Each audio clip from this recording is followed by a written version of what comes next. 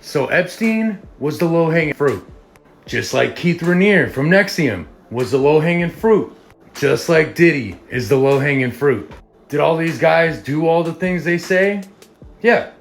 But the heavy hitters that all those guys answer to are either unalived, too hooked up to be busted, or they've all been busted and we're just watching the whole thing play out.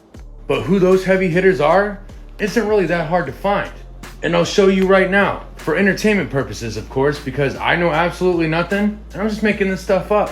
So we all know these two, right? Epstein and Maxwell. Well, here's Keith Raniere and Claire Brofman of Nexium. Now we all know Ghislaine's dad, Robert Maxwell, and the things that he did. And this is Claire's dad, Edgar Brofman. This is the guy that became CEO and eventually took control of Seagram's Gin. Now, what do these two have in common? Well, we all know about Epstein Island, right?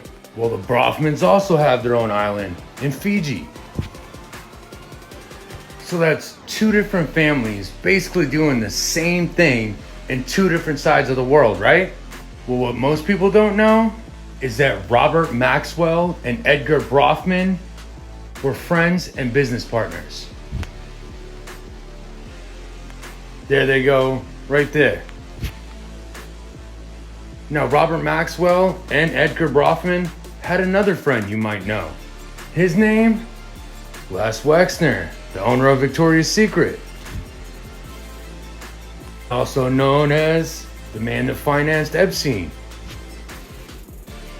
See, Wexner and Edgar Brofman went to college together.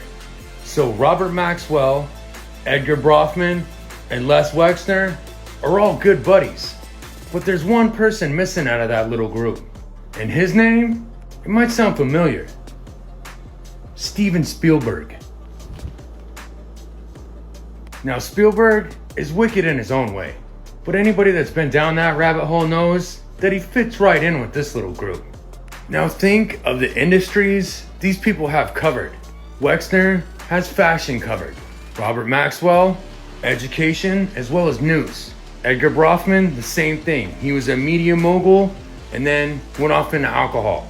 And Spielberg has had you staring at movie screens for decades.